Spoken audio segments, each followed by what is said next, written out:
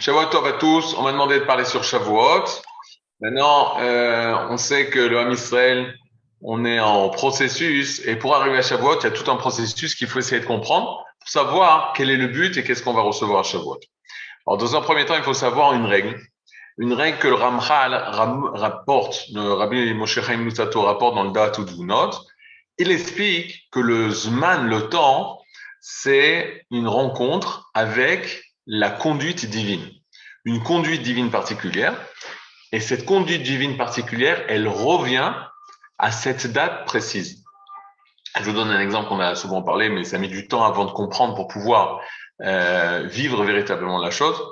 On sait que le 15 Nissan, le peuple d'Israël est sorti d'Égypte. Le 15 du mois de Nissan. Mais en vérité, le 15 Nissan s'est réalisé le potentiel de ce jour-là. Ce jour-là du 15 Nissan a un potentiel de permettre de nous faire sortir de Mitzrayim, d'Égypte. L'Égypte, c'est seulement un nom. Mitzrayim, c'est l'étroitesse de la vie, des souffrances de la vie, de l'esclavage de la vie, etc. Maintenant, qu'est-ce que ça veut dire? Ça veut dire que lorsque le peuple d'Israël, il y a eu un événement historique en 2000, le 15 Nissan 2448 où le peuple d'Israël est sorti d'Égypte. En fait, il y a eu une Nagatashen, une conduite divine, une action divine qui a permis au peuple d'Israël d'Égypte, de sortir d'Égypte. Mais chaque année, le 15 Nissan, cela revient. Qu'est-ce que ça veut dire? De là, nous avons l'obligation de sentir, de vivre notre sortie d'Égypte à l'année particulière. On vient de quitter Pessah en 5782. Le 15 Nissan de l'an 5782, nous avons eu le devoir de sortir de Mitzrayim, de cette valeur spirituelle qui s'appelle Égypte, qui s'appelle Mitzrayim. Et une personne qui a vécu ça, il a été libéré ce soir de Pessah. Pessah, c'est pas une fête qui rappelle un événement passé qui est très très loin de nous. Au contraire, c'est quelque chose qui est vécu Bayami Maen Bazemanazé, c'est-à-dire à ce moment-là, à cette époque-là, nous avons vécu quelque chose de très grand et nous vivons quelque chose de très grand, qui est la sortie d'Égypte de cette année.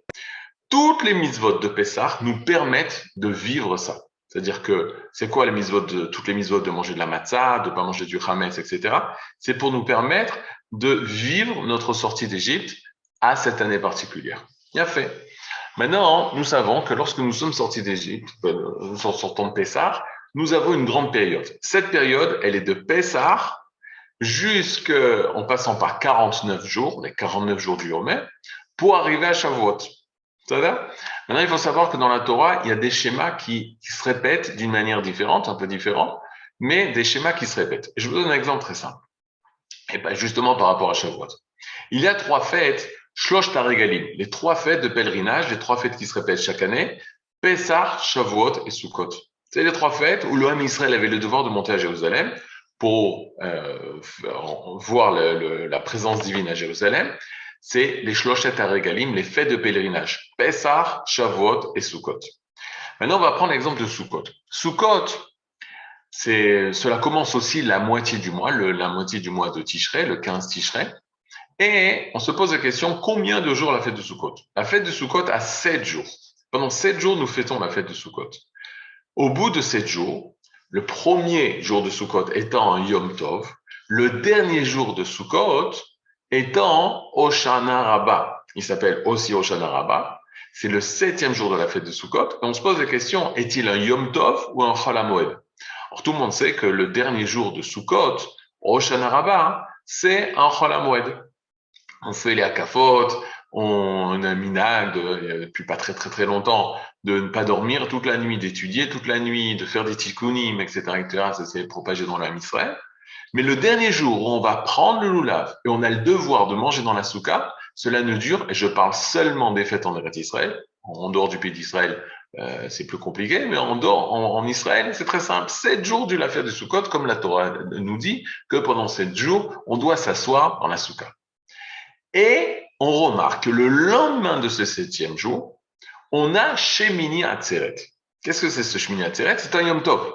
C'est une fête de la Torah. C'est la fête de Shemini Atzeret. Mais bizarrement, il n'y a pas de loulav et il n'y a pas de souka. Pourquoi? Bizarrement, parce que on te dit Atzeret. Que veut dire le mot Atzeret? Le 8e jour qui clôture la fête de Sukkot. Le Midrash bien connu dit que Kadosh Baruch Hu a dit au peuple d'Israël, pendant les 7 premiers jours de Sukkot, vous avez fait 70 sacrifices en rapport aux 70 nations. Et viendra le jour de Shmini Atzeret, le 8e, c'est seulement une fête entre moi, dit Akadosh Baruch Hu, et vous, le peuple d'Israël, une fête intime entre vous et moi, et on va se retrouver le 8e jour de Sukkot, qui est appelé 8e, mais c'est le jour de clôture de la fête de Sukkot, sans loulav et sans souka. Et il s'appelle Atzeret. C'est-à-dire, donc, si on a ce schéma-là, on pense que ça va se répéter le jour de Pessah, pour la fête de Pessah. Et en effet, on trouve bizarrement que Pessah, elle aussi, la fête de Pessah commence le 15 du mois, le milieu du mois, mais le mois de Nissan, 15 Nissan, le premier jour de Pessah, bien sûr, le premier jour de Pessah, c'est un Yom Tov. Le deuxième jour est un Chol HaMoed, etc., etc. Et la question, c'est quand se finit la fête de Pessah? En fait, la fête de Pessah se finit le 7e jour de Pessah, qui a aussi un Yom Tov, et pas un Chol HaMoed, contrairement à Sukkot.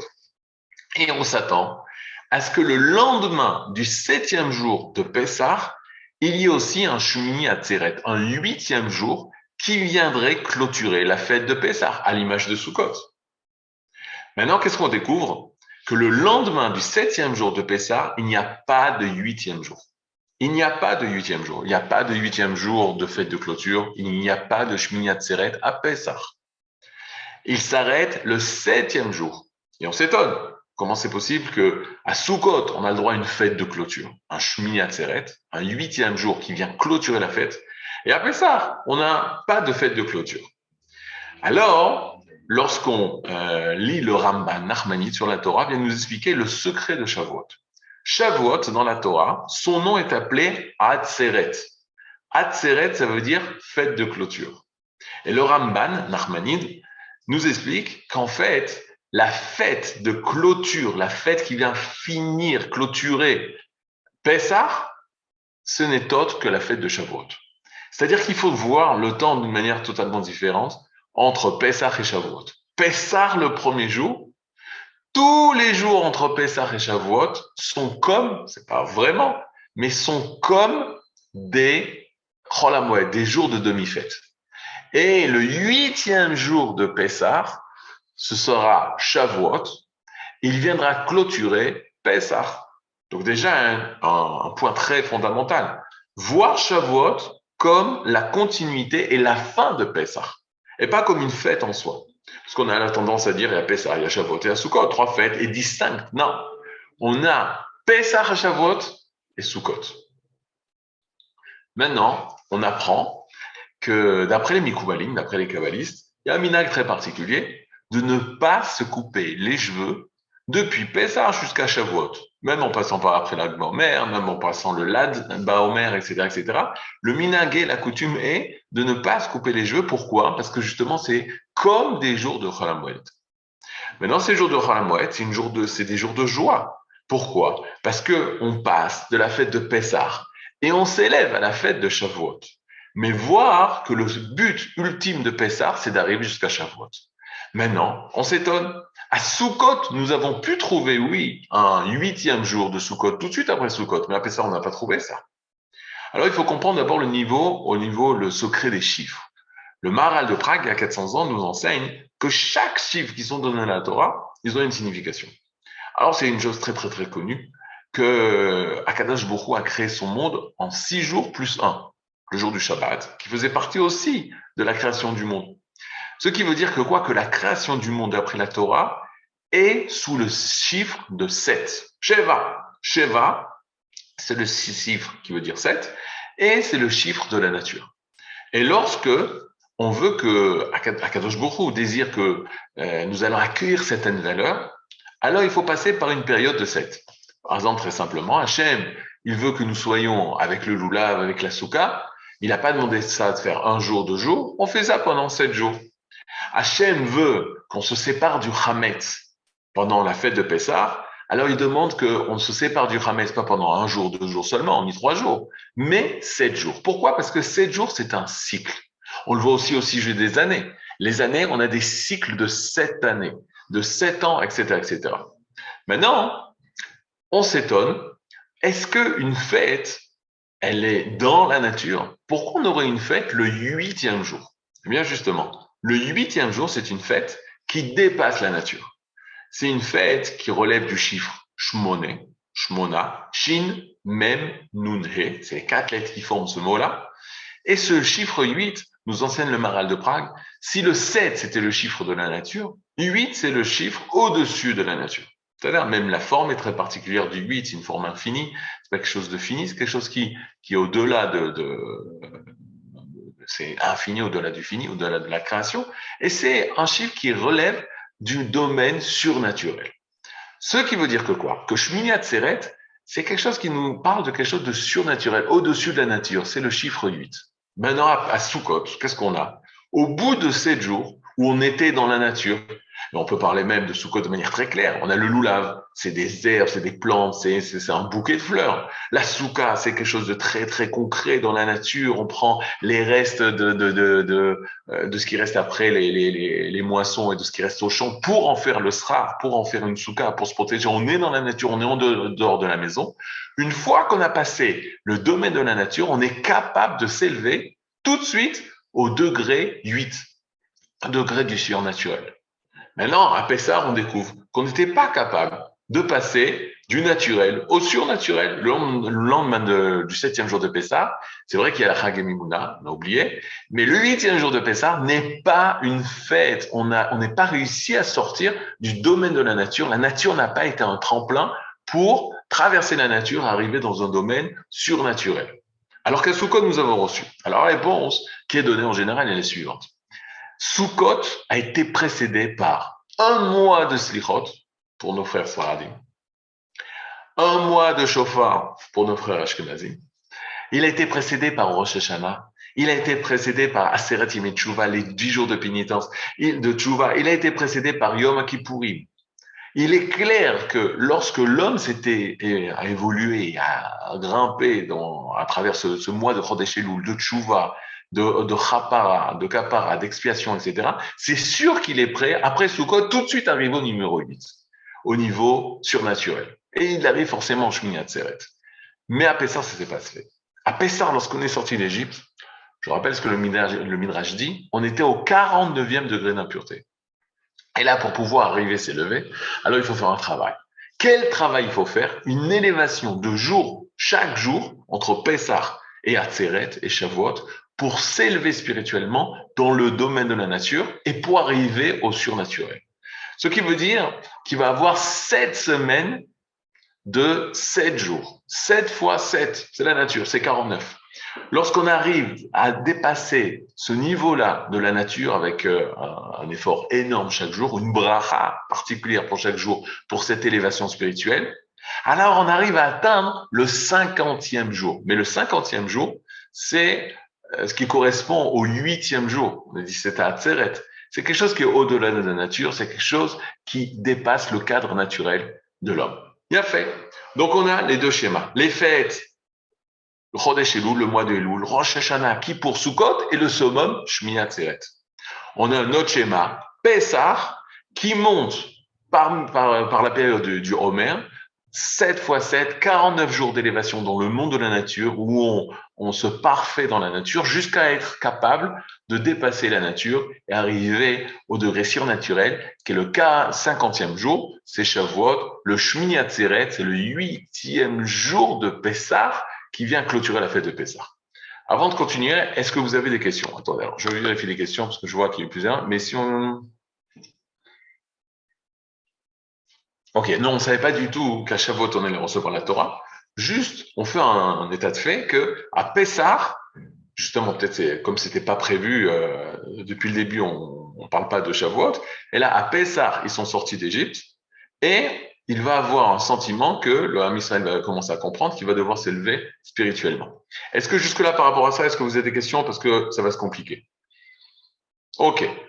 Maintenant, s'il y a une question que vous écrivez, je répondrai, mais Ezra Hashem. Maintenant, regardez. Si on a ce schéma de Pessah et Atzeret, de Pessah, donc la fête de Pessah, à Pessah, où sont les 70 nations? Alors, il semblerait que pour l'instant, on n'a pas les 70 nations à Pessah, ou d'une manière très cachée, on les travaille dans la nature. par rapport au 7 fois 7, c'est dans le monde de la nature, on vient réparer. Mais c'est très, très caché à Pessah. À Pessah, c'est très Israël. On est en train de construire le cœur des nations avant de se donner aux nations.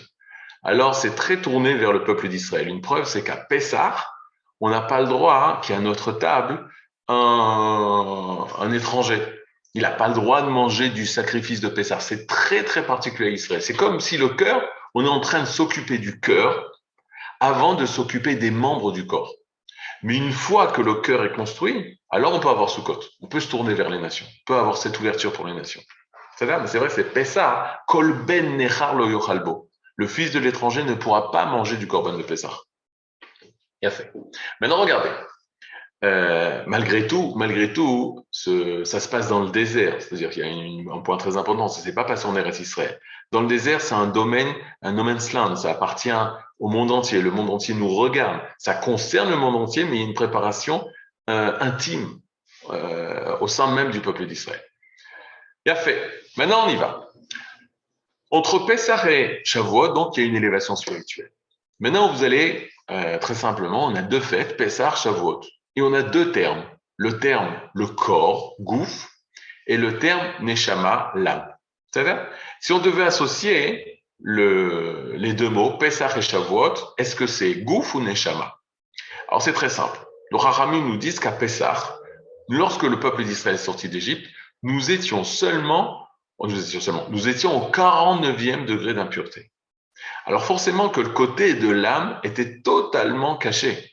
C'est-à-dire on ne voyait pas la spiritualité du peuple d'Israël. On n'était pas capable de voir la spiritualité du peuple d'Israël. Et par conséquent, si Pessah exprime quelque chose, alors il exprime le corps d'Israël, mais il n'exprime pas l'âme d'Israël.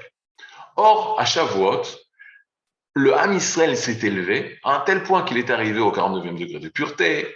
Et le 50e jour, le jour de Shavuot, alors là, on va mettre plus en avant le côté de la Neshama, le côté de l'âme. Et une chose extraordinaire que le peuple d'Israël a fait, le jour de Shavuot, qui, d'après notre explication, est considéré comme le Shmini Atzeret de Pessah. Quelle est la fête particulière? Alors regardez bien. Autant à Pessah, il y a des mitzvot particulières.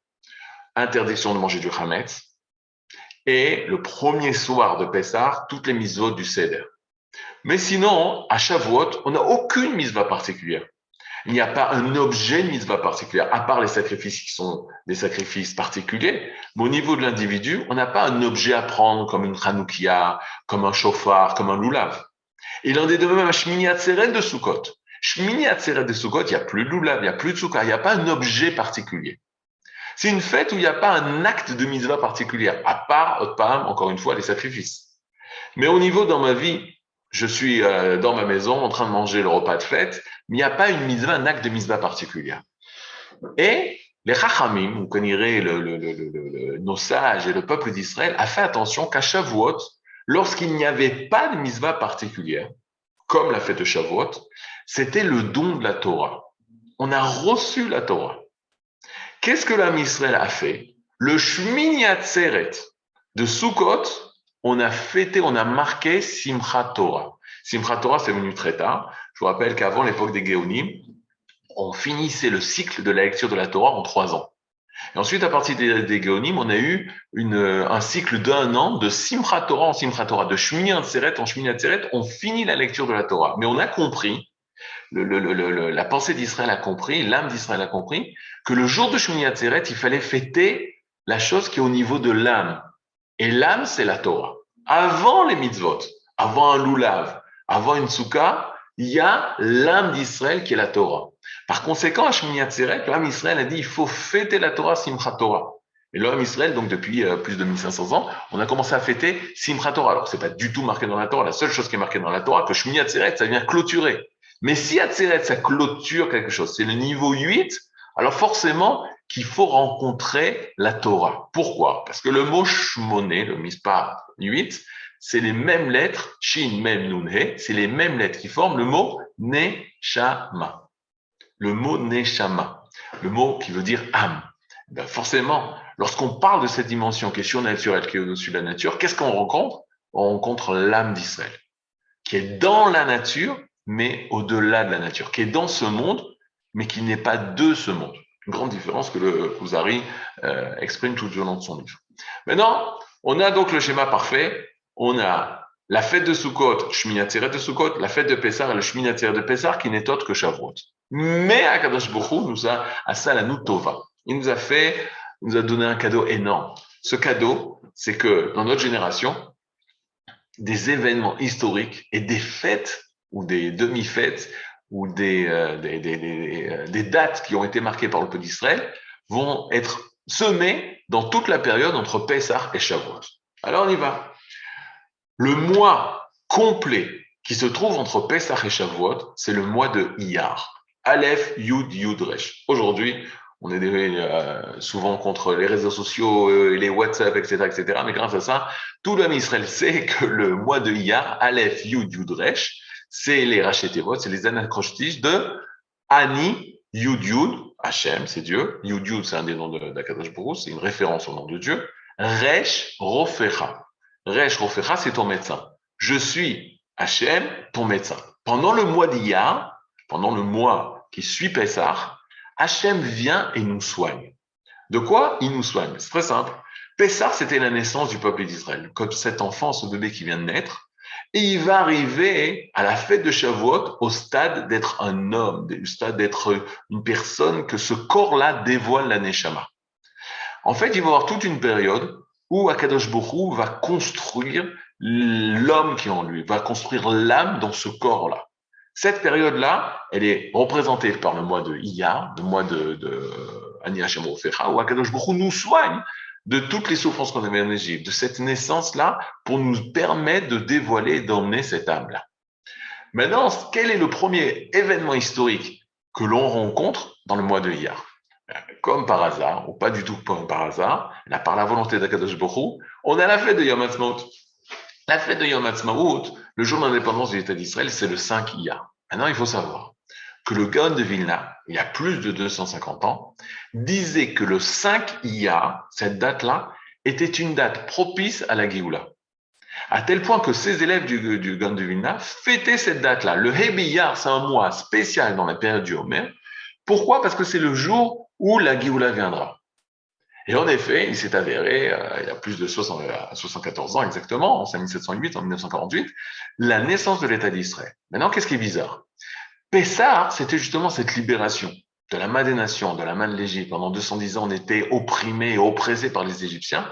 Et on trouve pour la première fois notre naissance, notre libération. Anochi Hashem Elokecha, je suis l'Éternel ton Dieu qui t'a fait sortir d'Égypte, qui t'a donné la liberté. Et on retrouve le Yom Ha'atzmaut, le jour de l'indépendance, qu'après 2000 ans d'exil, de nouveau, le peuple d'Israël retrouve sa place parmi l'indépendance des nations, parmi les nations du monde, et retrouve sa place politique. Qu'est-ce que ça nous rappelle? Est-ce que Yom Ha'atzmaut nous rappelle Pessah ou nous rappelle Shavuot? Ou je donne en d'autres termes. Est-ce que Yom Ha'atzmaut, ça met en avant le gouffre, le corps, ou ça met en avant le spirituel, la neshama, l'âme? Alors, votre réponse est claire. Yom Ha'atzmaut, le jour de l'indépendance de l'État d'Israël, ça met en avant le gouffre, le corps national d'Israël, le corps de cette nation qui était perdue pendant 2000 ans en exil, dispersée dans les 4 coins du monde, et qui revient et qui renaît.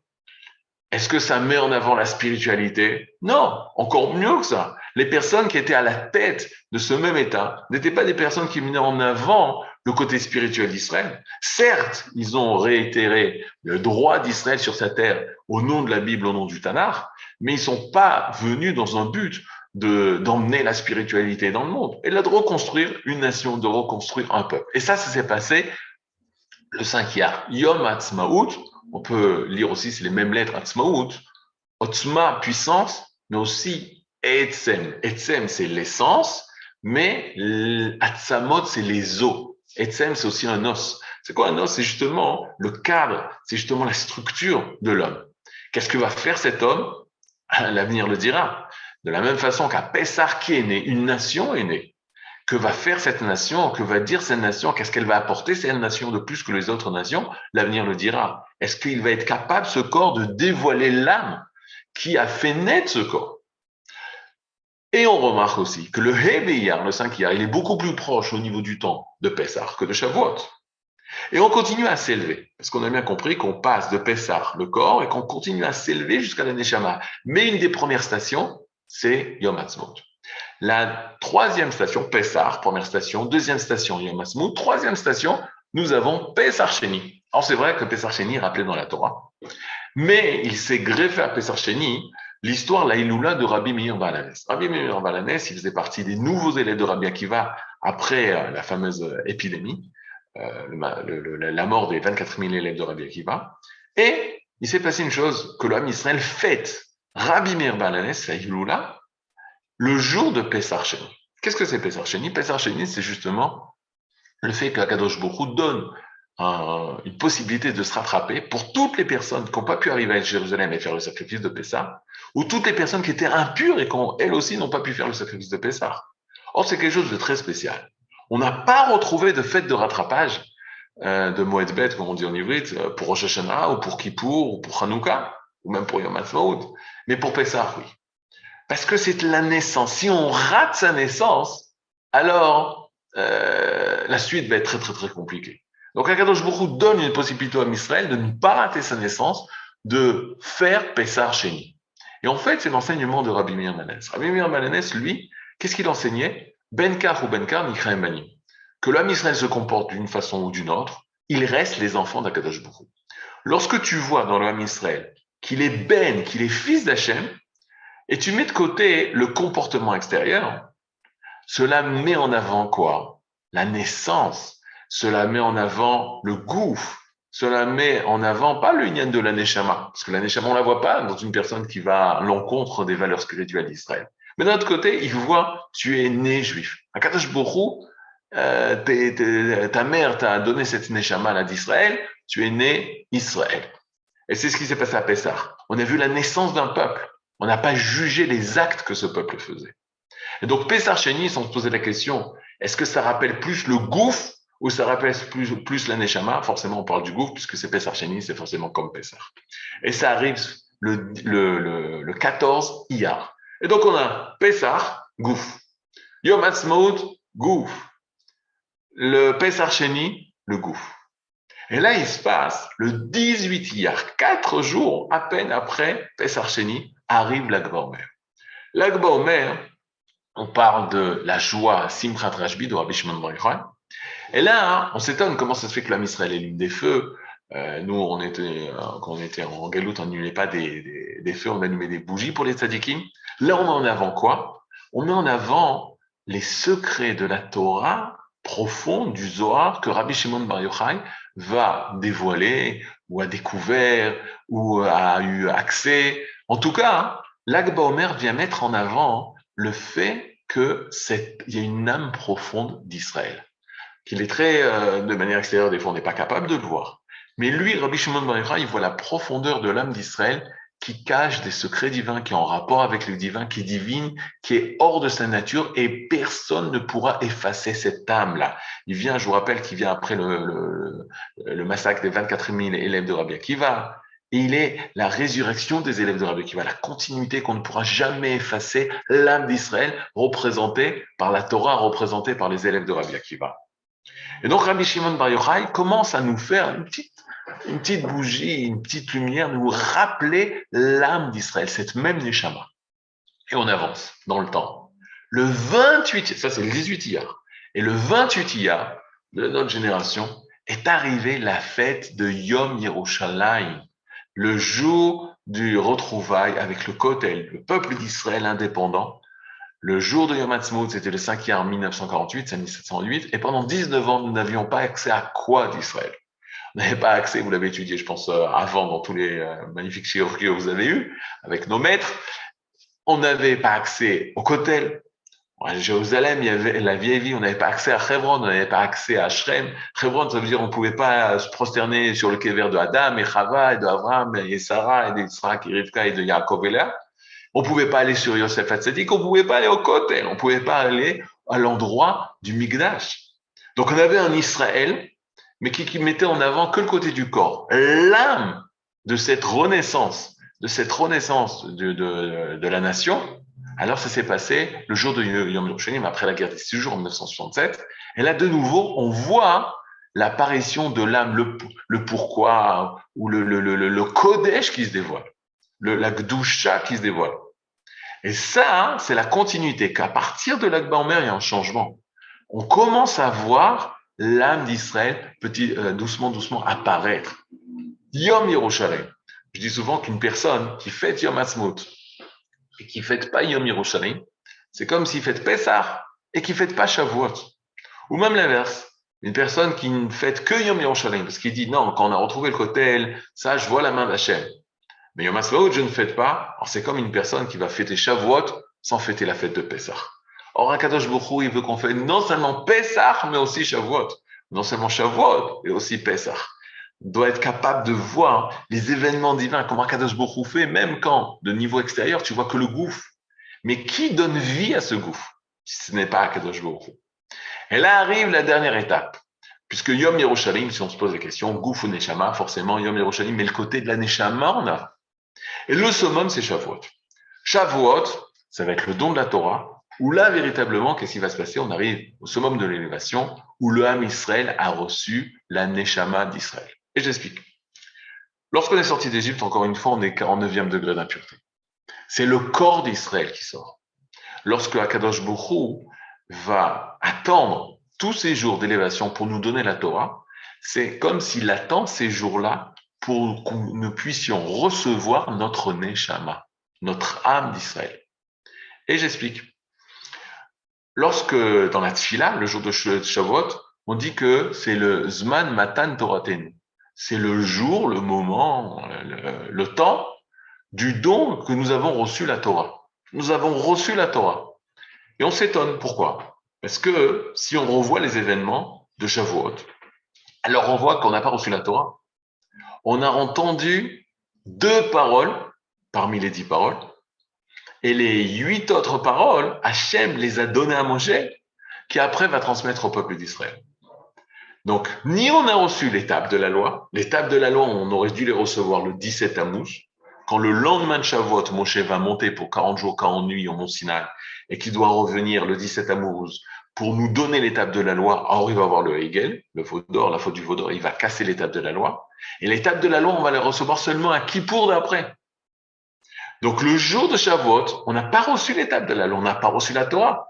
Comment dans la Tfila, nos sages ont institué de dire c'est le jour du don de la Torah? Alors, certains Chachamim m'ont expliqué que les 10 paroles que nous avons entendues, ça résume, c'est une essence de toute la Torah. Et ils donnent des remazim pour savoir en quoi c'est une allusion à toutes les mitzvot de la Torah, c'est 10 paroles. Ils vont diviser chaque table de la loi, c'est une table pour les mitzvot entre nous et Hachem, et une table des mitzvot entre nous, des commandements entre nous et notre prochain. Et comme d'une première partie, ils divisent comme ça la Torah de toutes les mitzvot de toute la Torah. Et ensuite, chaque mitzvah, à quoi ça fait référence, etc., pour trouver les fameuses 613 mitzvot dans les 10 commandements des 10 paroles. C'est possible. C'est possible. Mais il faut être un grand Talmid Chacham pour voir le rapport entre les 10 paroles et tout le reste de la Torah. Alors que la phrase est claire, c'est le jour où nous avons reçu la Torah. Or, on a entendu 10 paroles, et le mieux, on a entendu 2 paroles d'Akadosh Baruch Hu. Il y a un midrash extraordinaire qui dit les choses suivantes. Elle dit que lorsqu'on a entendu, on a demandé d'abord à Moshe Rabbeinu que Hachem nous parle et pas Moshe. Et on a entendu les 2 premières paroles. Lorsqu'on a entendu les 2 premières paroles, Parha Nishmatam. Parha, ça veut dire ifroir, ça veut dire fleurir, mais dans le sens de s'envoler. C'est envoler l'âme de chacun. C'est-à-dire, au moment où on entend la parole d'Akadosh Baruch Hu, la Seret Adibrot, Parha Nishmatam, leur âme s'est envolée. En d'autres termes, c'est-à-dire que si l'âme se sépare du corps, ça veut bien dire ce que ça veut dire. Ça veut dire qu'il n'y a plus de vie. Et au moment où Akadosh Baruch Hu va leur parler, il va redonner une âme au peuple d'Israël. Cette âme-là que chaque Bnei Israël qui se tenait au Sinaï a reçu, c'est l'âme d'Israël. Matan Torah, c'est dans le sens on a reçu notre Torah égale on a reçu notre Neshama. On a reçu notre Neshama, notre âme. Et dans cette âme-là est marquée toute la Torah. Dans cette âme-là est marquée toute la Torah. Ou je vais dire d'une façon différente. Mori Rabbi Yoshua Zuckerman nous disait la chose suivante. Il nous disait, prenez une bouteille, et cette bouteille est remplie d'eau.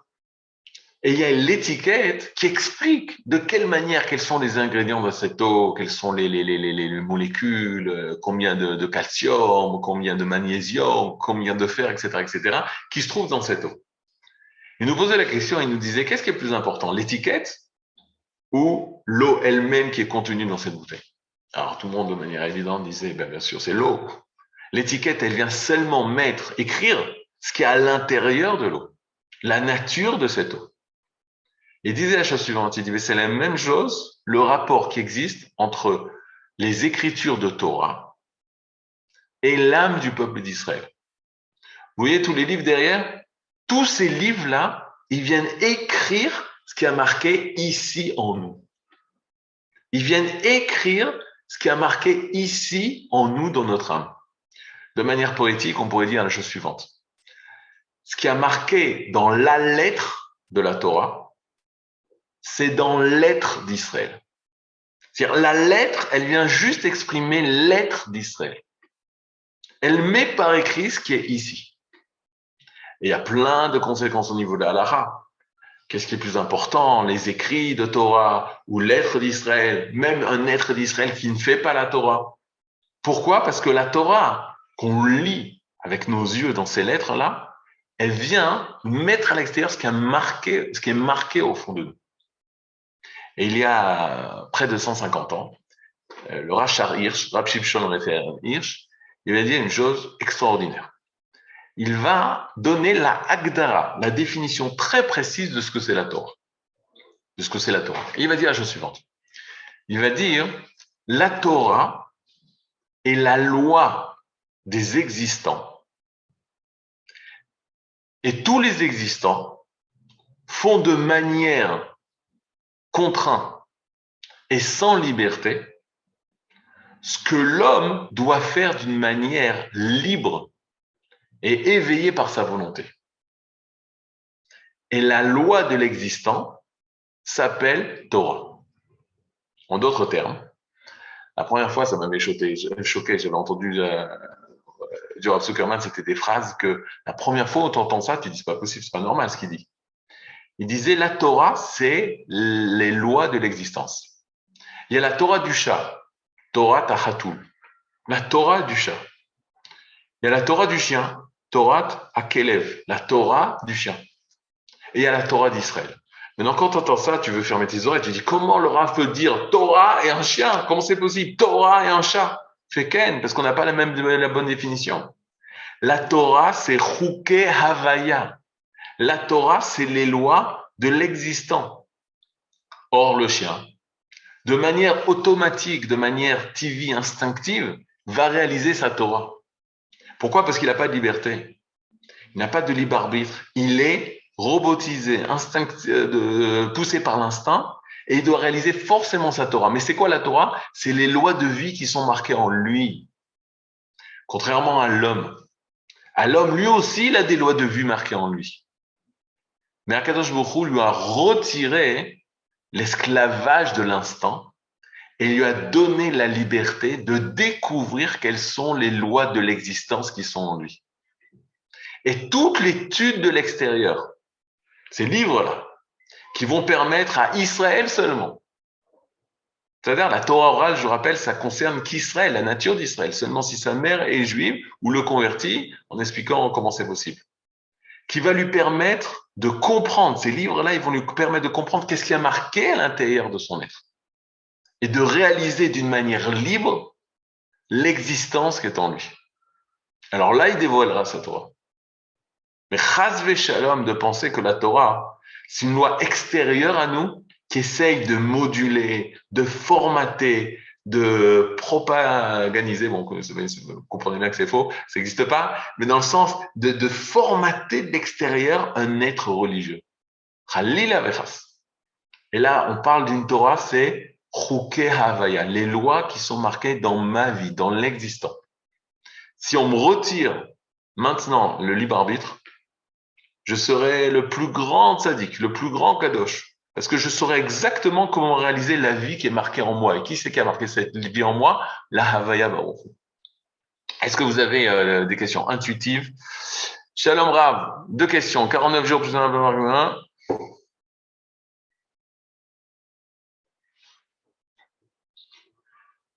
49, on a expliqué, c'est par rapport à la nature. Et c'est en fait 51. C'est Pessah, Shavuot, c'est 51. Premier jour, 1, 49, et 50, on arrive à Nahachem au Shiana. On arrive au Na, Nun Aleph, 51. Rien à voir avec le pastis, c'est à voir avec la spiritualité qu'on attend, la relation qu'on a avec Kadosh Baruch. Est-ce que vous avez d'autres questions? Maintenant, je reviens par rapport au lien de la Torah. Donc, Matan Torah, ça veut dire on a reçu notre Neshama. Cette Neshama, c'est la Torah. Maintenant, c'est… Moi, j'ai une question. Ken, Yaakov. Alors, est-ce que c'est possible, parce que je sais que Manitou disait la phrase Moshe Kibel Torah Missina, il disait Moshe Kibel Torah velo a Torah. Donc, est-ce que c'est possible qu'il y a une partie de cette Torah qui n'ait pas encore été dévoilée totalement et que c'est. La Torah d'Israël, non, mais la Torah, il parlait ça par rapport à la Torah du monde. C'est-à-dire une loi de l'existence du monde. Mendeleïev, il va dévoiler la Torah qui est dans la matière. Newton, il a dévoilé la Torah qui est dans la matière. C'est-à-dire, nous, on parle, Moshe Kibel Torah Misinaï, de la Madriga qu'on avait au Sinaï, de Israël chez Ahmad al Sinaï. De Israël qui était au Sinaï, de cet niveau spirituel qui était d'Israël. Ça, c'est ça la Torah d'Israël. Après, qu'il y aura d'autres dévoilements dans 1 million d'années, ça, quand le monde sera parfait, etc., il y aura peut-être d'autres dévoilements, parce qu'on dit les mitzvot, elles seront annulées. Il y aura quelque chose, un dévoilement d'autre. Mais tout le temps dans le même principe. C'est que c'est la Vaya Bagro qui marque l'existence et que nous, on doit réaliser ça. Donc, c'est comment ce qu'on disait qu'il y aura une, entre guillemets, enfin, peut-être pas entre guillemets, mais une suite au Tanakh qui doit régler. Bon. C'est clair, c'est dynamique, c'est pas quelque chose de… Non. Même le Tanakh, il a été écrit, c'est pas quelque chose de fermé. C'est parce que chez Nisraël et Dorot, c'est une prophétie que les générations futures, elles ont besoin. Quand on aura dépassé le stade, on n'aura plus besoin de ça. Ça va? Quoi d'autre? Est-ce que vous avez d'autres questions? Oui, Shalom Arav Partouche, comment allez-vous? Ça va? Oui, alors j'avais une question, je l'ai mis dans le chat, mais j'ai vu qu'elle n'a pas été répondue. J'ai dit, mais on sait pourtant que le peuple d'Israël ne savait pas à la sortie d'Égypte qu'il allait recevoir la Torah. Alors comment est-ce que on peut, nous, s'y attendre à partir de Pessah, alors que même l'homme Israël, au départ, il ne le savait pas? Non, ça t'as raison. D'abord, demande au Rav Cherki parce que ta question, elle est inspirée de l'enseignement du Rav Cherki. Mais à part ça, je t'explique. Il est clair que ils vont pas prendre cette conscience de je me prépare Matan Torah. Je n'ai pas dit ça. Mais ils vont commencer à prendre conscience de l'action que Akadosh Baruch Hu fait dans ce monde. La preuve, c'est quoi? C'est que, par exemple, on va arriver à Vayaminu Bashem ou Moshe Avdo, c'est à Kriyat Yamsouf. Et là, qu'ils ont commencé à comprendre qu'il y a le divin qui intervient dans ce monde pour dans le combat du bien et du mal. Alors, le divin est prêt à combattre contre le mal. Il y a une justice sur cette terre. Et s'il y a une justice sur cette terre, ça te met qu'un monde, le monde est moral. Où est-ce que je me trouve par rapport à ce monde? Il commence à avoir un éveil par rapport à ça. Le lendemain, on va leur donner Shabbat. Il va avoir un éveil moral et spirituel qui va se faire, même si ils savent pas le summum, ça va être eux, d'après eux, c'est le summum, c'est d'arriver en Eretz Israël. Mais c'est sûr que de dire que jusque-là, ils sont en stand-by, il n'y a pas d'éveil moral, d'éveil spirituel, non, c'est non, il y a une évolution. C'est-à-dire, même à travers les mêmes. Pourquoi ne fait-on pas une joie qui pour, sachant que le jour le plus heureux, c'est Kippour. Ok, non, c'est faux. Purim, c'est le jour le plus heureux. Et Kippour, c'est comme Purim. Et c'est un jour heureux aussi. C'est un jour de Tfilah, c'est un jour où on est proche d'Hachem, c'est un jour où on est comme au Malachim. Et là-bas, il n'y a pas de Hatzvut. Il n'y a pas de tristesse. Personne ne sort en pleurant de Kippour, pleurant de joie, pleurant d'allégresse, pleurant du pardon, de waouh, j'étais pardonné, je me sens naquis. Après Kippour, t'appelles toutes les personnes avec qui t'étais mal et tu te sens pur. C'est un jour de joie, au contraire. D'autres questions? Bon, s'il n'y a pas d'autres questions, ça veut dire que soit j'ai mal expliqué, soit c'est trop simple. En tout cas, tout ça pour vous dire que tout le but de cette élévation, c'est recevoir la Neshama. Et je rajoute un point. À l'image de cet enfant qui vient à naître, qui a donné naissance à cet enfant? La Neshama qui est en train de descendre sur terre.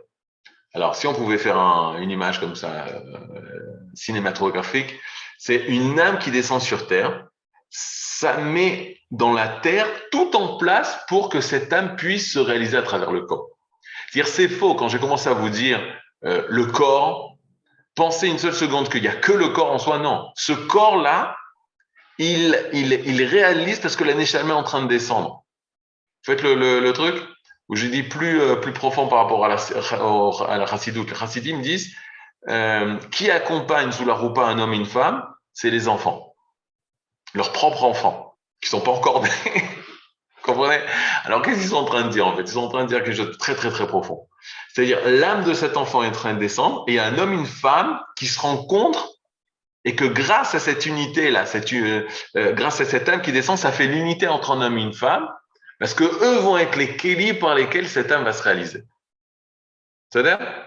Et l'enfant, vraiment, c'est-à-dire le corps de cet enfant qui est en train de paraître et le spermatozoïde et l'ovule qui sont en train de se former, c'est parce qu'il y a cette âme qui va bientôt apparaître. Et quand est-ce qu'on va voir cette âme? À la bar mitzvah, à 20 ans, etc. Là, on va voir l'apparition de cette âme. Si on la voit, il y a des fois des personnes qui arrivent à cacher ça terriblement. Mais ce corps-là, c'est pas détaché à l'âme, c'est Neshama Gouf pour pouvoir que le Gouf dévoile la Neshama. C'est que Neshama. C'est ça que je vous dis. C'est que Torah. En tout cas, ce fut un plaisir d'être avec vous et je vous souhaite Chag Sameach. Rav, Chag Sameach.